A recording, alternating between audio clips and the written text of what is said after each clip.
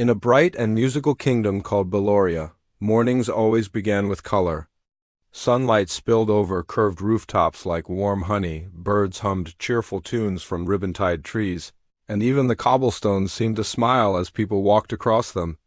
The air itself felt light, as if happiness lived there and floated freely.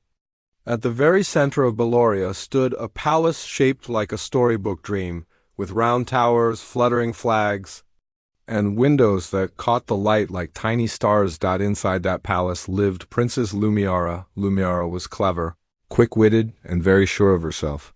Her golden hair curled perfectly without effort, and her eyes sparkled with confidence, almost like they knew secrets others did not. From a young age, everyone told her how special she was. Servants praised her steps, tutors admired her answers, and visitors gasped at her beauty. Over time, those words built a shiny mirror around her heart, and she looked into it often, admiring what she saw. She walked through the palace halls as if the world were a stage made just for her. When people bowed, she barely noticed. When others spoke, she often interrupted. She laughed easily, but not always kindly. To Lumiara, being proud felt natural, like breathing. She did not believe she was cruel. She simply believed she was above ordinary feelings. Her father, King Rowaneth, ruled Beloria with a soft voice and a thoughtful smile. His crown was simple, and his robes were plain compared to the glittering court around him. He believed the ruler should listen more than speak and care more than command. The people loved him because he remembered names, helped quietly, and never laughed at another's weakness. He loved his daughter deeply, but each day he worried that her pride was growing taller than the palace towers. He watched her from afar, hoping she would one day see the world beyond herself. Whenever visitors arrived, King Rowaneth hoped one of them might gently touch Lumiara's heart. Princes from faraway valleys came with silk banners and polished shoes. Poets arrived with flowing words and dramatic bows. Adventurers brought tales of distant lands and sparkling treasures. The palace courtyard filled with excitement, music, and hopeful faces. Lumiara sat on her carved marble seat, swinging one foot lightly and studying each guest, as if they were paintings in a gallery. "This one talks too much," she said with a giggle. "That one smile looks painted on," she whispered loudly. "Oh dear," she laughed once. "Did he really think that would impress me?" Her laughter floated across the courtyard, bright but sharp, like glass bells clinking too hard. One by one, the guests left with slumped shoulders and quiet hearts. Some felt embarrassed, others hurt, but all felt smaller than when they had arrived. The courtyard slowly emptied, leaving behind scattered petals and heavy silence. King Rowaneth watched from the palace steps, his hands folded tightly. Each laugh felt like a crack in something precious. He wondered how a heart surrounded by so much beauty could feel so empty. That evening, as lanterns glowed and stars peeked through the sky, he invited Lumiara to sit beside him in the garden. The flowers there bloomed in soft colors, and fireflies danced like tiny floating lights. The air smelled of jasmine and warm earth, and everything felt calm.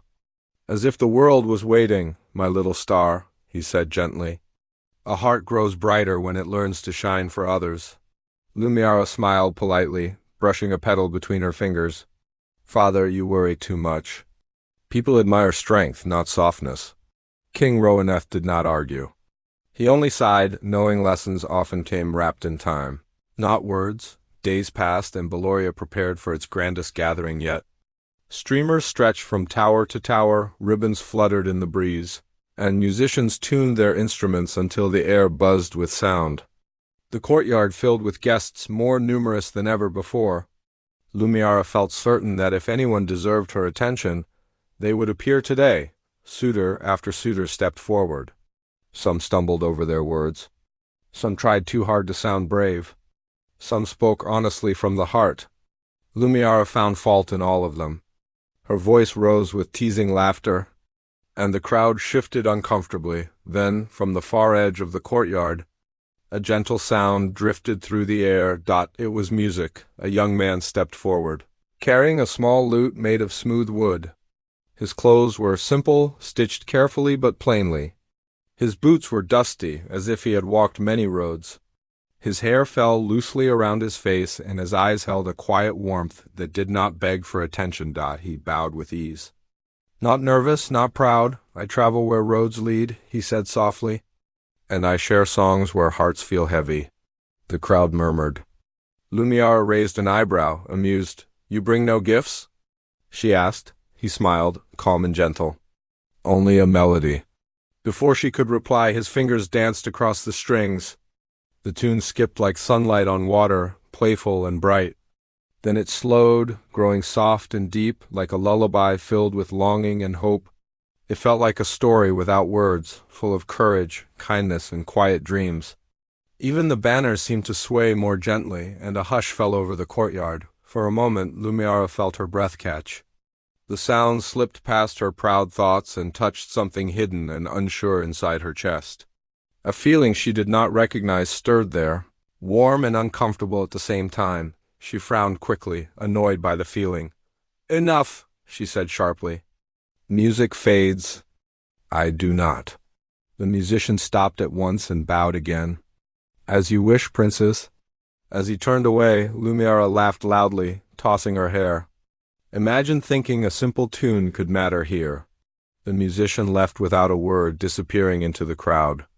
But his melody lingered like a soft echo, curling through the air long after he was gone. That night, Lumiara lay in her room surrounded by cushions, mirrors, and golden lamps. The room glittered as always, yet it felt strangely quiet. Sleep refused to come. Each time she closed her eyes, the melody returned, gentle and persistent.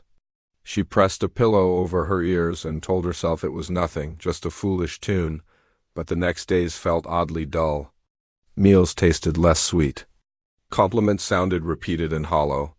Laughter echoed without warmth. Even her reflection in the mirror seemed quieter, as if it were waiting for something, annoyed by the restlessness in her chest. Lumiara told herself she needed fresh air. Wrapped in a plain cloak, she slipped beyond the palace walls into the marketplace. Colorful stalls lined the streets and laughter bounced between them. Children ran past with sticky hands and bright smiles. For the first time, Lumiara watched instead of being watched. She expected whispers of admiration. Instead she heard sighs. "She mocks everyone." A fruit seller murmured while stacking apples. "She has everything and sees nothing," said another softly. Lumiara froze. The words struck deeper than any insult she had ever spoken. Her chest tightened. Without a word, she turned and hurried back to the palace, her thoughts tangled and restless. That evening, King Roaneth called her to the great hall. Candles flickered along the walls, and the room felt unusually still, as if even the shadows were listening. "My daughter," he said gently, "pride can build walls so high that even joy cannot climb them." Lumiara crossed her arms, defensive. "I am simply honest." The king met her gaze with kindness and sadness. "Then you must learn another kind of truth." Before she could reply, a familiar melody floated through the hall. Soft and steady, from the shadows stepped the traveling musician. Lute in hand, smiling calmly, Lumiara's heart skipped. She did not know why. She did not yet know that this was only the beginning of her story, or that the walls around her heart were already beginning to crack, one soft note at a time. The familiar melody floated gently through the great hall, wrapping the tall pillars and glowing candles in a warm hush. Even the flames seemed to pause and listen, their flickers slowing as if enchanted by the sound. The golden light danced softly on the stone walls, and shadows leaned closer, as though they too wished to hear. Princess Lumiara stood frozen at the center of the room as the traveling musician stepped fully into the light. His simple clothes looked the same as before, soft with travel and stitched with care, his lute resting easily in his hands. His calm smile carried no hint of mockery or pride, only patience and quiet understanding. Yet something about the moment felt different, heavier, as if the air itself was holding its breath. Lumiara felt her heart beat faster, each thump echoing loudly in her ears. She could not explain why. The melody was familiar, yet it sounded deeper now, richer, as if it carried meaning she had only just begun to understand. It no longer felt like music meant to entertain. It felt like music meant to awaken something sleeping inside her.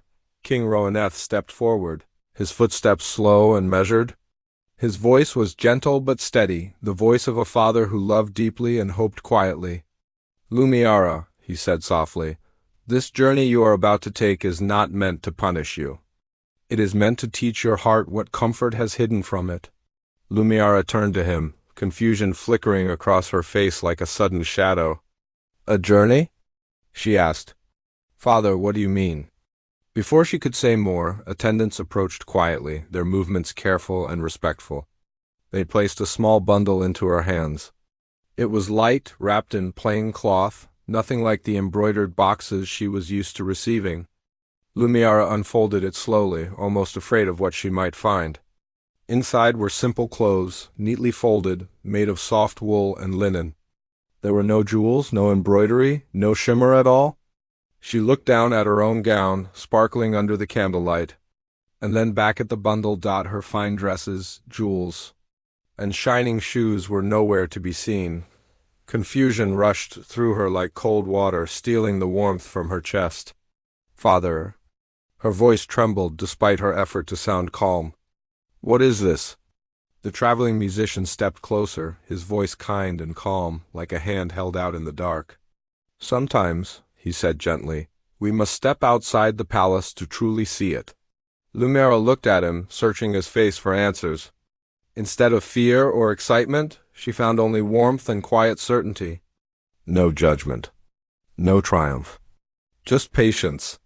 Her chest tightened. Though fear fluttered in her heart, there was something else to curiosity, and a strange pull she did not understand. Like a door opening where a wall once stood, with little choice and many unspoken questions, Lumiara followed the musician beyond the palace gates.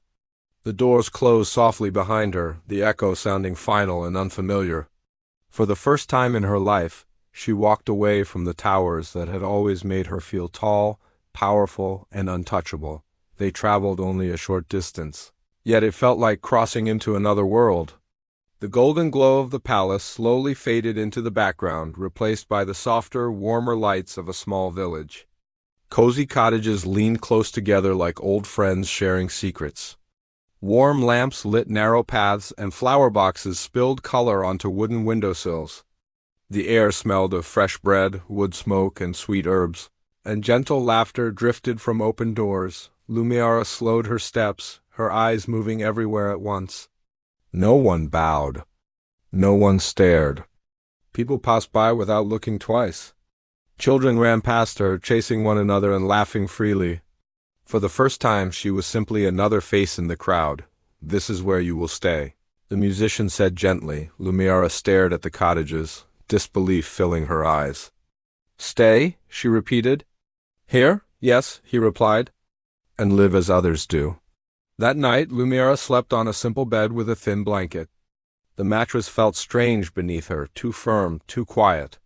There were no silk curtains, no golden lamps glowing softly through the night. The room held only the soft scent of wood and clean air.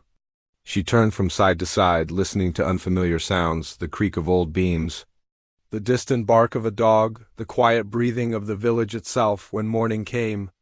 Lumiara woke to sunlight spilling through a small window. Dust motes floated lazily in the air. Her back ached slightly, and for a moment she forgot where she was. Then memory returned, gentle but firm. There were no servants waiting. No trays of sweets. No mirrors lining the walls. She sat up slowly and tried to dress herself. The buttons felt awkward beneath her fingers. The laces tangled stubbornly. Her hair refused to behave, curling in every direction no matter how she smoothed it. She looked down at her hands, pale and unused to work, and felt something new, a small, uncomfortable feeling of helplessness. She felt small, awkward, and strangely invisible. Her first task was at a small bakery near the center of the village. The baker was a round, cheerful woman with flour-dusted cheeks and bright eyes that sparkled with kindness. She smiled warmly at Lumiara, as if she had known her for years. You can knead the dough, she said kindly. Lumiara nodded, determined to do well. She pressed her hands into the dough, pushing hard, the way she thought strength should look. The dough stuck to her fingers, then tore apart. She gasped, frustration rising quickly to her cheeks. The baker laughed, not unkindly. "Easy now," she said. "Dough listens when you're gentle." Lumiere paused. She breathed in, then tried again, softer this time. Slowly, the dough responded, smoothing beneath her palms. She blinked in surprise, a small smile forming before she noticed it. Later, she swept floors that seemed never to stay clean. She carried baskets that felt heavier with every step. At the market, she tried to sell bread, standing awkwardly as people passed by. Some smiled politely. Some barely noticed her at all. Her feet ached. Her hands grew tired. No one bowed. No one admired her beauty. At first, anger bubbled inside her. Then embarrassment followed. And then quietly, something else crept in: understanding. Each evening, the musician returned.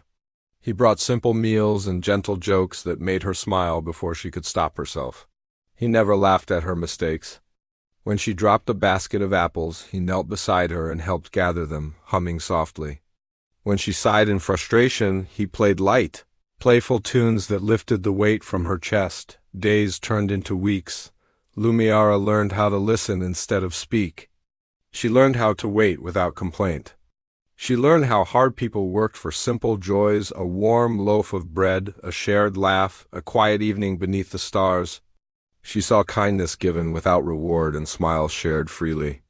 Slowly, the tight knot in her chest loosened, replaced by something warmer and steadier. One evening, they sat outside as the sky deepened into shades of purple and blue. Stars began to appear one by one, like tiny promises scattered across the sky. "I never knew how loud silence could be," Lumiere said softly. The musician smiled.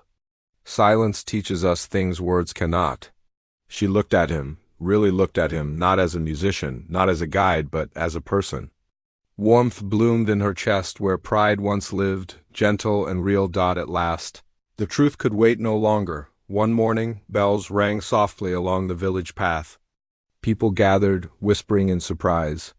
King Roanath approached, his face gentle and proud. The musician stood beside him, standing taller now, his posture noble, his presence calm and strong. "My daughter," the king said, "meet King Thrushbeard." Lumiere's breath caught. "A king?" she whispered. Thrushbeard nodded. "I wished you to know my heart before my crown." Tears filled Lumiere's eyes, not of fear, but of understanding. She bowed her head, humbled at last. "You taught me without hurting me," she said softly. Thrushbeard smiled. "Because love grows best where kindness lives?" When Lumiere returned to Beloria, the palace felt different. The halls seemed quieter, the mirrors less important. She walked more slowly. She listened more. She smiled with warmth instead of laughter sharp as glass. The people noticed, and the kingdom felt lighter. And when Lumiere stood beside King Thrushbeard, her heart no longer hid behind mirrors. It shone freely, not because it was admired, but because it had learned to care. In Beloria, mornings still began with color. But now, the brightest light of all came from a princess who had learned that humility was the truest magic of every fairy tale.